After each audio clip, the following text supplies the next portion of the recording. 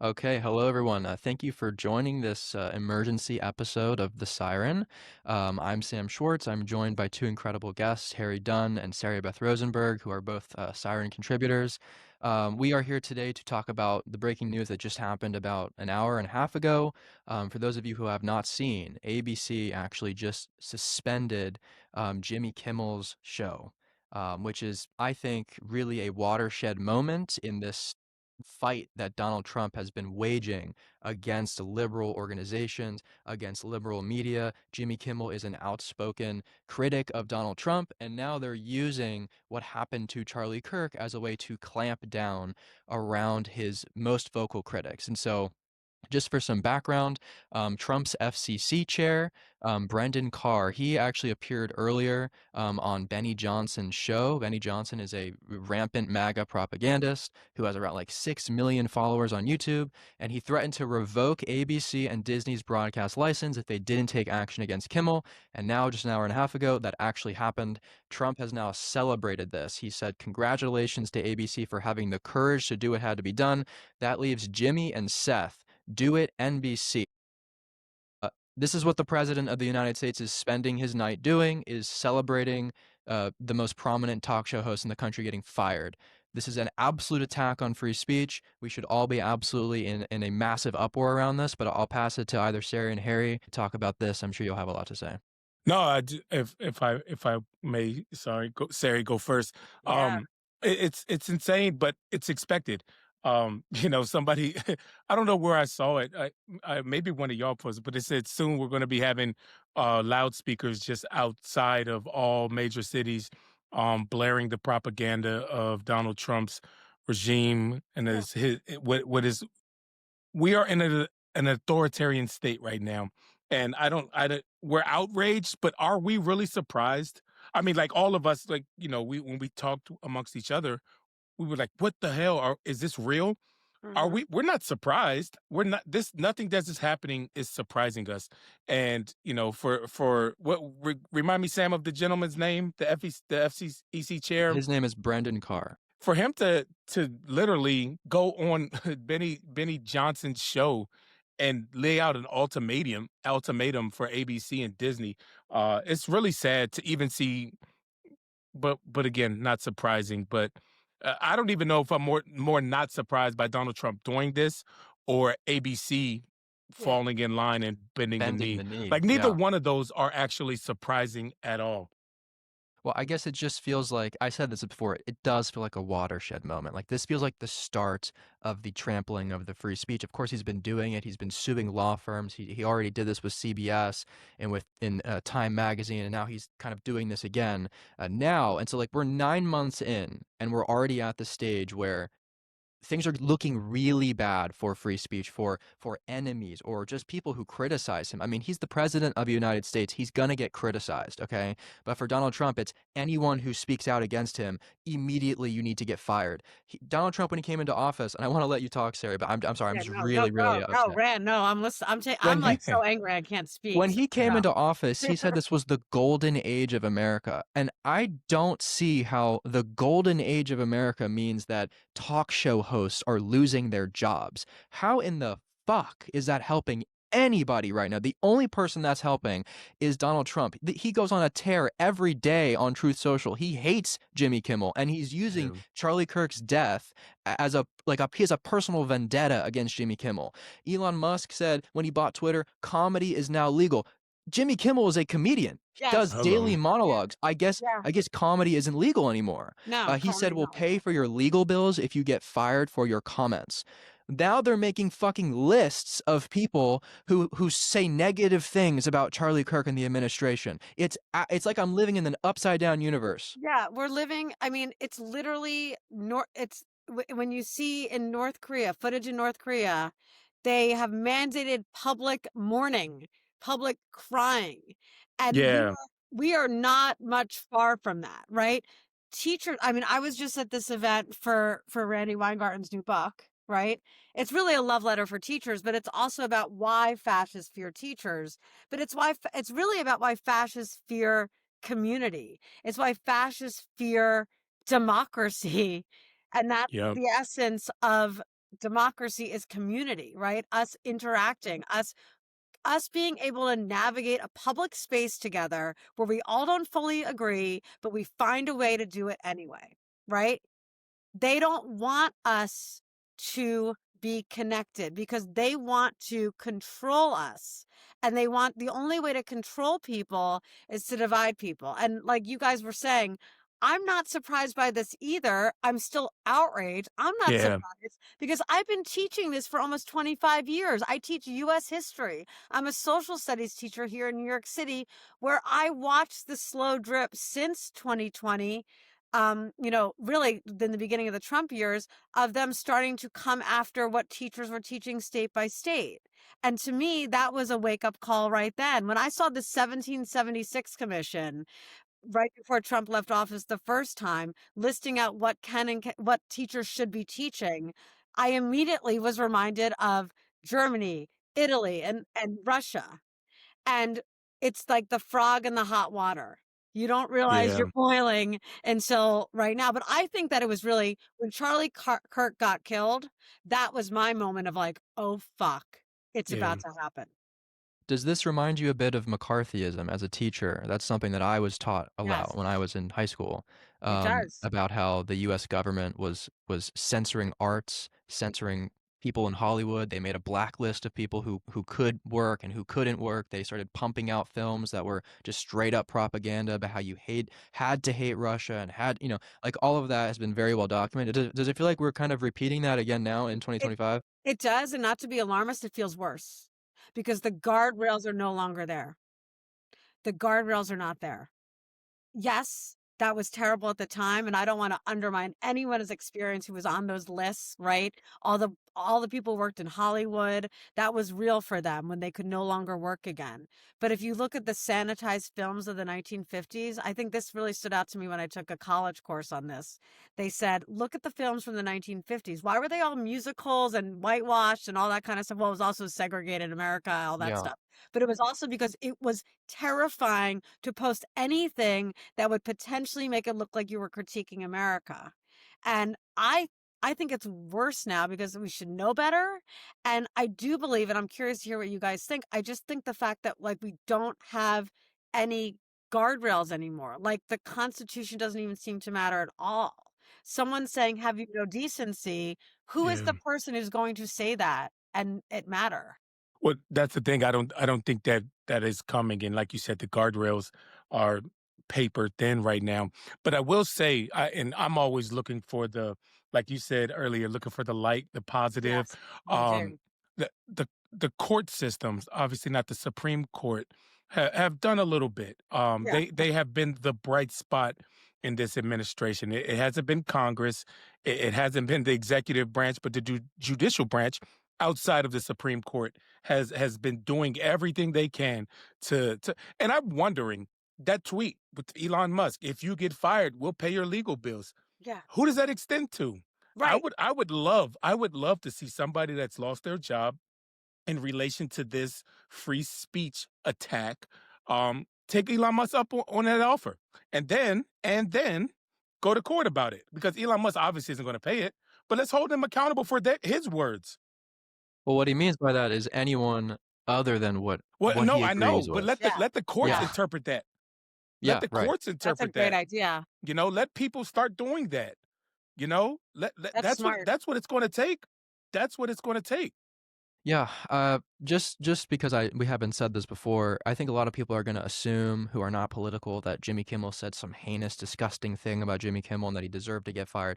I'm just gonna read the exact quote here because when I read this, it's a nothing burger. Um, here's what he said. We have some new lows over the weekend with the MAGA gang trying to categorize the shooter as anything other than one of them. That was it. That was what he That's said all he about said. Charlie Kirk. That got him fired. Apparently, that was a bridge too far for essentially snowflakes over in the White House. They can't handle even a little bit of criticism at all, or else this guy needs to get fired. It feels to me that they've been angling to do this. They've been looking for a reason Yes. for the first 9 months, right? They're trying to use any excuse they can. And Jimmy Kimmel's the first example of this. There will be more. He's the Yeah. first. There will be more. This is Yeah. how these Well, things we saw it happen. with Colbert. I mean, to a Yeah. lesser Yep. extent, Yeah. we saw it to Yeah. a lesser extent. Yep. And listen, like we know we know the people in the White House are snowflakes. We know this administration is the real snowflakes. But I am equally as angry with ABC because they had a choice here, and it's clear they don't believe in freedom of speech or whatever. So I mean, listen, I understand you're between a rock and a hard place. But fight for that. Yes. Okay, pull my license. Okay, watch this. There will be ramifications. I will sue you to make sure that that doesn't happen. I think back to when Jim Acosta got kicked out of the White House for pressing Donald Trump, and they took his press credentials. You know what Jim Acosta's next move? All right, I'll see you in court. Yep. Like, damn that. You're not going to sign.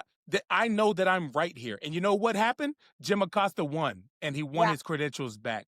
So I wish ABC would have taken a stance like this. I mean, we expect this is Donald Trump's White House. Do we really expect him to accept criticism? This is the same guy who repeatedly and during his first term skipped the White House Correspondents' Dinner because he didn't want to be a laughing stock. Right. Right. They knew they were going to light his ass up, and he metaphorically speaking, and Yeah. you know, Yeah. right, like let's be Yeah. clear. Yeah. Let's be careful. And he didn't want any parts of it because he can't take any kind of criticisms. He can't take comedy unless No. he's trying to be funny on his dumbass platform. And he's never funny. Well, and Never. it makes me think of, I always go back to rereading Timothy Snyder's book on tyranny. And if you haven't read it yet, we're living it. And the first chapter, what's the first chapter? Do not obey in In advance. advance. Do That not that obey in advance. And they're all obeying in advance. And we're seeing the repercussions of that because each one Yeah. that capitulates is just going to all the universities that capitulated, the law firms, Washington Post getting rid of the op-ed section, all of it. It together, it's gotten us here. And what's scary, and thank you, Harry, because I had said before we started talking, you're always a light for me. And you're right. The courts are the guardrails. And they are what we need to be using as the only, and also obviously local, regional, but like these are the levers of our democracy that we have left. And that's what these institutions could have used, but instead they capitulated. That's well, exactly what they did. so yeah, Harry was right. It's Stephen Colbert. Then it was Terry Moran. It was Yes. I'm sorry, I'm forgetting the guy's name who was fired on MSNBC for saying something negative about Charlie Kirk. Now it's Jimmy Matthew Kimmel, Dowd.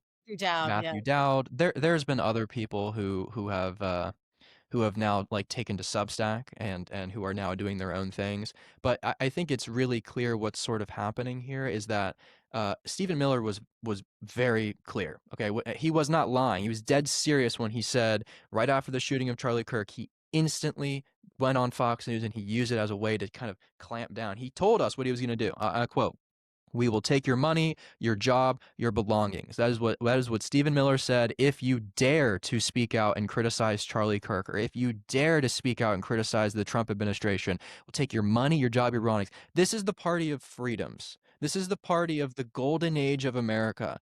I cannot comprehend how everyday people who voted for Donald Trump are sitting here when tariffs are making everything more expensive, Yeah. when they're not seeing any of the things that Trump promised actually come to fruition. I cannot fathom that they're going to sit here and be like, yeah, this is the right move. Go fire Jimmy Kimmel. I mean, it's all culture war shit, and it's so scary because this is kind of what Kamala Harris was warning about for so long. She said this over the entirety of her campaign, over 107 days. Trump is going to become a dictator. He says he wants to do it on day one, and now we're fucking here, right? And so, like, I've been shocked at how fast it's happened, but also how all of these law firms and like ABC and NBC and like I've been shocked at how they are kind of fine with the White House and the federal government just How are censoring we what they shocked, can and Sam? can't say. Yeah. Sam, how are we shocked? And I'm Yeah. not, Yeah. obviously not you, whatever, but how are we surprised at this? Everybody said that Kamala Harris was overreacting. The Democrats are flipped. There's no way in hell that'll happen. There's no, stop it, guys. You're being Yeah. You're doing too much. And this was even people from within the left.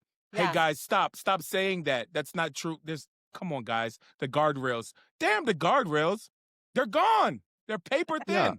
Yeah. Yeah. They What I only was really what I yeah. was trying to say is, like, more that these, I'm sorry not to cut you off, Sarah, but, like, No, that's I fine, yeah. I can't believe that they don't have any fight in them. That's what I'm shocked about, that they're Yeah. just, like, they're, like, throwing their hands up at the first sign of danger or first sign of trouble, and they're just being like, "Okay, fuck it," right? Like, if I was in that position, I feel like I would have some more courage or some more like to have some more foresight to understand that like this is the beginning. It doesn't just stop here, right? Like that's what I've been shocked by is the Yeah. speed at which these entities around the country are like just rolling over. That's what's scary. Yeah.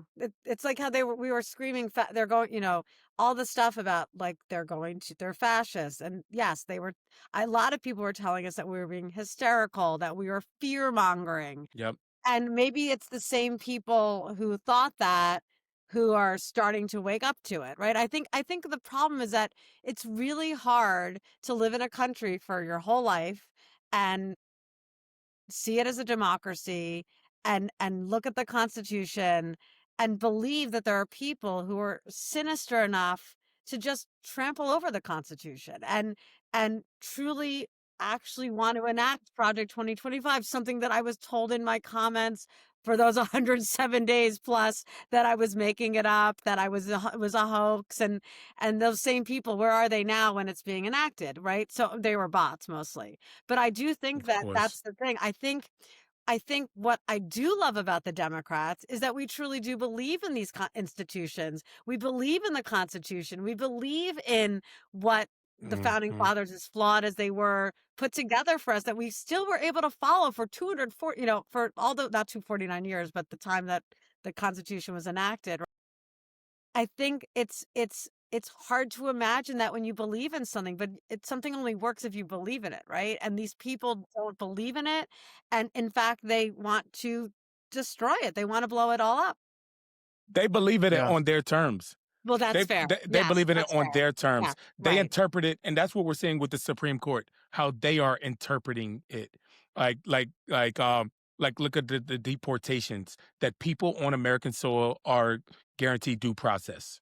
That's what that's literally that's not how do you interpret that any different than what it is? But right. now they're having think tanks and think pieces about how to interpret everybody is guaranteed due process under the law. Well, we Yeah. only mean this type of people. So they believe Right. in it, but only under their terms. When it And works that's for the them. thing that when they interpret it, it's through the lens of bullshit. You know, Yeah. like Yeah. they're so full of it, you know. Well, First Amendment, right? Free speech, right? Only Um, only when you say something that they agree with. they That's agree it. with, right? And that was the whole thing. We were supposed to be celebrating Charlie Kirk because he was allegedly a champion of free speech, Yeah, right? But right now I'm scared to say his name. it's I'm scared crazy. to say, I'm not, but I'm being told as a teacher I should be scared to even say his name in vain. Like, or just say his name, right? Yeah, Like, and I'm telling you, like, the day after that happened, all my students, I'm not, maybe except for one, without exaggerating, that was the first thing they saw. We have a cell phone ban at school, which is good. It's the first thing they saw when they opened up Instagram.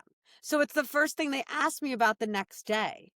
And I decided to choose my profession and walk them through it, because where else are they going to talk about this stuff? sure, But sure. if I was in Texas, Florida, 33 plus states, I would be having to choose between my profession and my paycheck to decide if I should do my job as a teacher and allow for a safe space for kids to have an informed, calm, discussion using critical thinking skills about what just happened, because they were trying to process it in real time.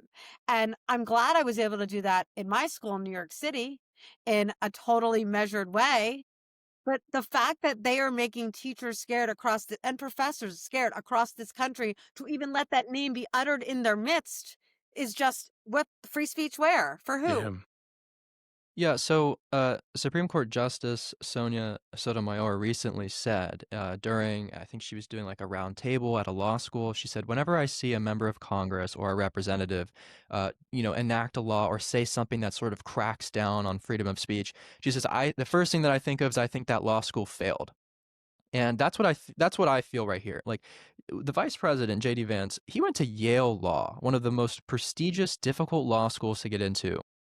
I'm going to assume is highly educated, right? He knows that this is wrong, or at least he has to, right? So for him, for No, he has JD, to believe it. He he has to has to believe believe it. it. He has to believe He it. has to believe it. Yeah. For him to so callously and willingly be part of an administration that is actively ending the American experiment, the beautiful gift of freedom of speech that we essentially invented and gave to the rest of the world. And he's just so fine with Donald Trump enacting his personal grievances and vengeances on fucking talk show hosts of all Yeah. people. He just doesn't like Jimmy Fallon. Why is JD Vance okay with it? Because he only cares about himself and his aspirations to be president. Yep. That's why anybody that's going along with this is only out for themselves. What people ask, where are the Republicans in Congress? Where are y'all? You know Yeah. what they're doing? They're staying as low as they can and not making any noise, so Donald Trump they don't get draw his ire. Yep. They are That's what they it are is. afraid because they only care about themselves and their political careers. And they forgot that they're public servants. They were elected, allegedly, to look out for their constituents. Yeah. And now and that has to do with all the money and politics, but it's like, I really hope that their constituents will wake up to the fact that their elected officials, their public servants, are not serving them. They're just serving Donald Trump. That's it. Yeah. Well, so that's the part of this that is so scary, is that the cult of personality that Donald Trump has created, it penalizes Republicans who know damn well that this is wrong. They know better than Yep. this, okay? Yeah. It penalizes them for speaking out. So people like Liz Cheney and Adam Kinzinger, who we've all come to know as principled Republicans who took a stand, they lost their jobs because of this, right? Trump excommunicated them from the party. So it's going to unfortunately take more people on the Republican side who are members of Congress to come out and say what needs to be said, that Donald Trump is ending this American experiment very, very fast. No, I don't. I disagree, Sam. Only a little bit. What's going to happen? They'll just replace him. They'll just replace, just like they did Liz Cheney. They Yeah. replaced her with the Harriet Hagman, and then now I think that's who it was. Forgive me if I'm I don't misquoting know. that, but she's from Yeah. Wyoming also. South She I just was want to make replaced. sure it's the same. But anyway, they'll just replace him with somebody just as MAGA or more. Yeah, I mean that's the hard part of it, right? Is Yeah. like they can either just stay quiet and just let. That's the whole part of this Trump thing, that like people that worked for him in his first administration, they justified it by saying like, okay, well if I leave, they'll replace me with someone worse, right? And Yeah. I Yeah. think I honestly do think that they do need to speak out. Like I think this is becoming so untenable that when Yeah. you have a bunch of people, you have a bunch of lawyers in Congress running around who know damn well he's breaking laws left and right Absolutely. and not saying anything. I think Yeah. it's you sort of need to say something. Like these people are going to be looked back on in history as the most ineffective, mindless Congress to have ever existed. I mean, Yeah. there's just it's just You, yeah. so wild to me. I have to bring some history. I just had to Google her name because I forgot. It was a long day. There was a member of the Republican Party. She was a U.S. representative, and then a senator. Her name was Margaret Chase Smith. And she famously was the first senator to speak out against McCarthyism. And she gave this excellent, really important speech called the Declaration of Conscience speech in June of 1950. And she basically spoke out against her fellow Republican, even though they shared the same party, because she was just so disgusted with what he was doing to our democracy with his witch hunts. Unfortunately, we need more than one Margaret Chase Smith, and it can't be someone who is just like a Tillis or a Massey who's like, well, I'm leaving office, so YOLO. We need the ones who are like, no, I'm not going anywhere, and I'm going to speak out. And so we need our Margaret Chase Smith moment times many, right? Because it's not going to just be one right now. Yeah, the thing that also irks me so much about this, I mean, this has been said, but Trump ran on the fact that he was being politically prosecuted and that he couldn't speak his mind, and that it's everything's so unfair for Donald Trump. And the moment this guy gets in office, he does everything possible to do the exact same thing that he was alleging was happening to him. It irks me to a level, like I almost have trouble sleeping at night because of how disgusting the rhetoric that he spews every single day is.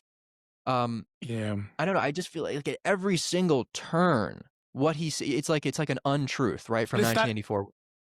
Yeah. No. Sorry, Sam. But what irks me is that people are still listening to and putting a microphone in his mouth and in his face and expecting something coherent, something truthful, something meaningful that's what frustrates me.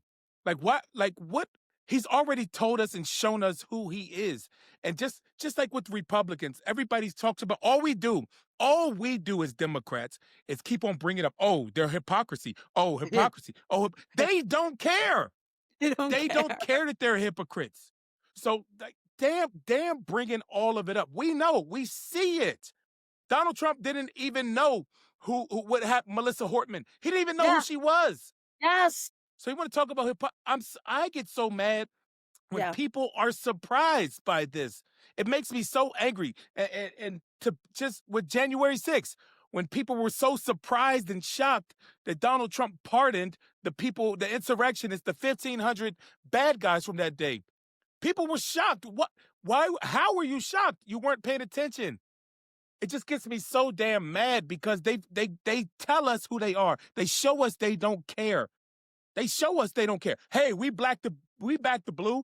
I am suing the architect of the Capitol to put the plaque up for January 6th. I had to sue you. I have to sue them for that.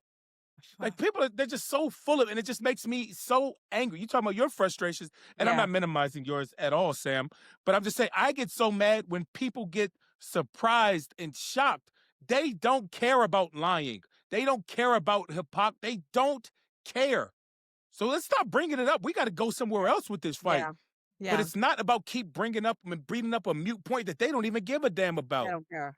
And what that fires me up, and also the nonstop normalization of him. When the Yes. press continues to cover him like he is just another president, right? Just even I couldn't even watch the pomp and circumstance in England today, right? But I turned on, I won't say because then I turned on one morning news program and they were covering it as if it was just a regular president like FDR or Obama or Reagan even. Okay, I'll give you that, visiting the king, right? It's like when they cover his pressers, when they cover those cabinet office meetings, and without acting as if we're not seeing what we're seeing, right? That enrages me the most. It's like I'm Yeah. watching these morning shows and these nightly shows, and they're talking about this man like he gives a crap about this country, that he gives a crap about his job or anyone who's not kissing the ring. And it's just nothing about this is normal. And I just want one of these people saying one day, just be like, by the way, none of this is normal. Like, we have to cover this guy, but he's not normal. Yeah. So I think it's pretty clear at this point that the current Congress, and I'm talking about Republicans, right? These people are not going to step up. They're We are the not. people. We are the people that we're waiting for. Is Yeah. essentially something that I subscribe to. I think that right now that we're at a dark place for sure. But I'm somebody who I think we absolutely need to keep hope. I don't think that we've lost America yet. I think we can absolutely come back from this. And so I think what all of us need to do is, turn out to the next protest, right? We need to be calling these Republican members of Congress to show them that they are not safe in their districts. They're not just going to not say anything and then face zero repercussions. They're not going to, vote for the big bullshit bill and then face zero repercussions. ABC needs to know that people are going to boycott, right? People are going to stop watching ABC because of this decision now. They have to hear that there's going to be ramifications for their actions because thus far, they do not believe that they will face any sort of I ramifications. think They they just need. I believe think they can those do those whatever they want. consequences. I think those consequences need to start in the courtroom. If I'm Yeah. Jimmy Kimmel, and I'm getting his lawyers, and I'm suing. I don't either Donald Trump. I'm suing ABC. Somebody getting a lawsuit against him, or like Oprah, you get a lawsuit. You Yeah, get a you get a lawsuit. loss. I'm throwing them at everybody. Yeah. Oh, Make it absolutely hurt. not. Make it hurt. Make it hurt. Tie them up in court. Cost them money. Because at the end of the day, but if we just accept it, like, oh well, you're right. Then it just becomes yet another example of capitulation and a dangerous precedent. I mean, the Yeah. precedents have already been set, but I think if people continue to just accept it, it's a problem. But Sam, I agree. Like, we can't give up. I was talking to someone today too. I said, what do we do? Like, what do we do? And she basically was like, we are the seeds right now. We might not see the outcome, right? We might not see the outcome of the planting of these seeds right now. It might take a long time for us to get back. But, at a time like this is when we need, in a hopeless time, that's Yeah. when we need the hope, right? And that made me almost cry because I'm feeling so emotional about everything. But it's so true. And like another thing is like, we need to talk to our communities. Yes, Absolutely. we need to fucking sue, but we Yeah. also Yeah. need to start talking to each other and get off of these, right? Like these are important to communicate, but we need to look each other eye to eye and start having conversations. And I will say that like being a classroom teacher right now is giving me hope because it's those conversations. Like a kid today was like, Miss, I like Trump. I said, why? Calmly, because I'm a teacher. Why? And he told me and we just discussed it. We hashed it out. Like, and I wasn't there to change his mind. I just wanted to hear why. The other kids disagreed with him, but it was calm because we weren't writing in comment sections, right? And Yeah. that's how you move minds too. And you plant those seeds of hope that way as well. Yeah. Well, so I mean, we'll end soon unless anyone else has anything else to say. But again, I just think people need to be out in the streets. 5051 is a really really great Instagram page to follow. I'm sure most of you are doing it already. They have monthly protests out in the streets. I think that's incredibly important to show this fascist government that there are people in America who are totally in disagreement with what they're doing and that they're at risk of being voted out in midterms. I think that could be a very big saving grace for us. And not everything isn't just going to change in our favor in the midterms, but like that's the thing that I think this is leading up to. Like we're the people we're waiting for. And what Sari was saying, I 1,000,000% agree. Most Americans are still tuned out, right? Most Americans Yeah. aren't feeling this right now. Yeah. They don't think that this is going to affect them. And studies have shown that the most effective way to bring people into the fold is by people they know in real life, having conversations just like this one today, having just matter of fact, plain and simple conversations with your family members and saying, do you think that what Donald Trump is doing right now is helping Yeah. you or hurting you, right? Like Yeah. for me, I tell all of my Gen Z friends, I just asked them simply like, are you okay with somebody who's been held liable for sexual assault in the Oval Office? Like, would you be friends with that person? Would you vote? Wait, would you be friends with somebody who was a 34-time convicted felon and every single person in his life said heinous, Yeah. disgusting, right? Like, so that's the thing, like just having these very candid conversations, sort of like what we're doing right now with your Trump curious or maybe the MAGA family member. I know it might be really awkward, and the discussions might make you feel a little uncomfortable. I totally get it, but yeah, just talk to people in your real life. That's going to be the key to moving us out of this because Yeah. still there's just too many people who are tuned out, who don't think it's going to affect them. And I say I don't want what I said about midterms to be misconstrued. I don't want us to just sit on our hands and be like, okay, the only thing we have to do is wait till November 5th, 2026 or whatever. The midterms are only going to happen for us in our favor if we do the work beforehand to get there, right? And so I think Sam, that starts with that. And yeah. I'm glad that you brought that up about the midterms. I see a lot of talk, and even in the chat as we're talking now, people are saying if we have midterms, if there are going to listen, the Yeah. states are run, states run midterms. States do. And listen, Republicans need the midterms just as bad as the Democrats do. Let's be 100% clear. We've already seen a record number, and I talked about this on my first podcast, Pores and Perspectives with Harry Dunn. Check it out.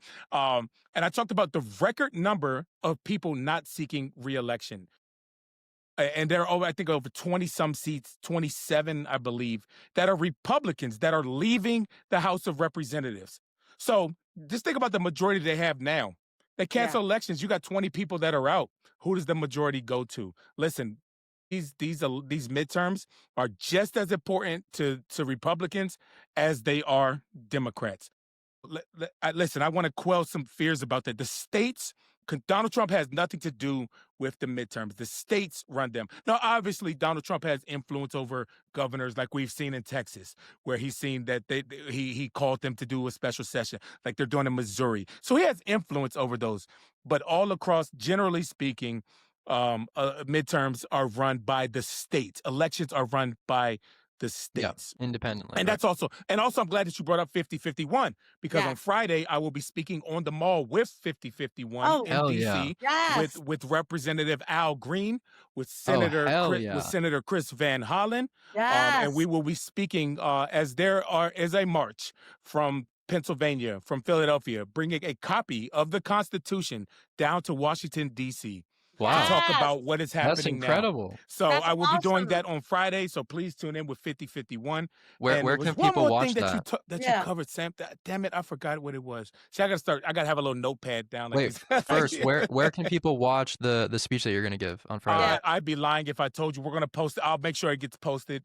Follow this space right here so everybody can follow it. But Yeah. j- I was talking about making calls to people in real life, having conversations. Is that it? just yeah, doing stuff, something. It was something else, but whatever. That was the important thing. I wanted to make sure that we Community talked stuff. about. Well, you're getting out of the Oh seat. yeah. One more thing. One more thing. Yeah. The how we are who we're waiting for. A lot of people are bashing like the Democratic Party and the DNC. Let's be 100% clear what's happening right now since Donald Trump has taken office. There have been over 55, 56 special elections. Democrats have lost 2. And those were both on April the 1st, and they were in Florida in districts that Donald Trump won by over 30 points. And if you look at the margin of victory on April the 1st, they were down to like 13, 14 points. So Mhm. people are tired, people are paying attention, people care, but we So, cannot stop there. We have to yeah. keep on going. We have to keep on going and see this thing all the way through. And even if and when we do get a majority and we get a referendum, and we get it, that's not enough there. We have to continue to go and Yeah. fortify and rebuild what Donald Trump and this regime has torn down so far. Yeah. I wanted to expand on what you said about these special elections that have happened all over the country. Democrats have flipped seats in Iowa. We've overperformed in Kentucky, in deep ruby Mm-hmm. red states. The Mhm. 2 districts that you mentioned, it was FL1 and FL6 in Florida. Yes. The Siren Network, which is what we're hosting this on, we helped to try to elect Josh Wheel and Gay Valamon, who were the Democratic nominees in those 2 Yep. districts. And we knew that they were going to do well, but what they actually did was they moved a district that was so far to the right that had voted for Donald Trump for the last 3 years, certainly Republicans for the last 4 decades. It was like a plus Yeah. 36 Trump district to like a plus 15 Trump district. Now it's in the Gay, teens. Yeah. Gay Valamont flipped Escambia County in Florida blue, which is a deep red Republican district. She flipped it blue. And so like for what I'm I'm born and raised in Florida. For me to see that was telling me that okay, shit's getting real. People are pissed off, right? Yeah. Like something is happening here. Mhm. And so I think we have momentum right now. I think that people are listening, right? It's definitely not all Americans, but I think continuing to tell your family members why this makes you upset, why this is hurtful to the country. I think that's one of the most important things that we can be doing right now. It's everything. It's the courts, it's going to the marches, it's having these conversations, it's being more active on social media and more and posting more. We need more creators on the left. Yeah. All Yes. of those Yes. things. Coming together and supporting Yeah. each other. All of those things coming together are what's going to save us right now. And again, it's not going to be the people in Congress on the Republican Party. The leaders we are looking for Yeah. are ourselves. Can I say just the next No King 5051 protest is across the country, October 18th, Saturday. October 18th. And they're encouraging people to not travel somewhere. There's not going to be one, I don't know what they call them, one local, like the major event, like one was in Philly, New York. They want people to stay local. Speaking of local, stay in your community, organize a march there, organize a protest there. And the other thing I wanted to say about that was No Kings in New York City was so inspiring. But what inspires me even more, is like turning on Rachel Maddow every Monday night where she highlights those protests. And she has it right there to keep highlighting the 10 people standing on the street corner in a ruby red district and a ruby Yeah. red town.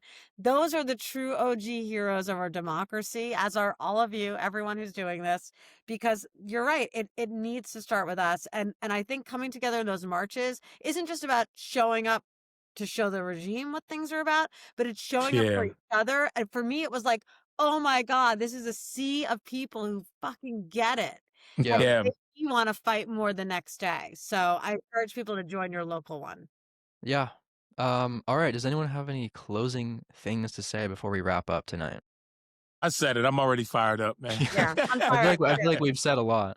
We Yeah. said a lot. Yeah. I guess the last thing I'll say is things are really, really tough right now, but there are reasons to be happy. We have Democratic leaders who are meeting the moment, like James Tallarico, like Jasmine Crockett. There's people out there who deserve our attention and who can help to lead the way forward right now. And it is incumbent upon all of us to not only support them, but to be the leaders ourselves. And Yeah. so don't think that you don't have power to affect change just because you don't have 1 million followers. Even if you have 100 followers, that is still very, very, very valuable. So with that said, we're going to keep doing these. This is, we're the co-founders of a brand new media network called The Siren, which is, our goal in existing is to help the left grow a media ecosystem that can actually counter the right. We launched a little over a month ago, so we're still kind of in our infancy here. But yeah, go to thesirennetwork.com to see more of our content. Harry Dunn just launched a new show called Pores and Perspectives, which will be every Good. day or every week on Thank you. Tuesdays. You have Thank some you. Cheers, my some friend. awesome guests Thank on you. there. Thank you. Cheers.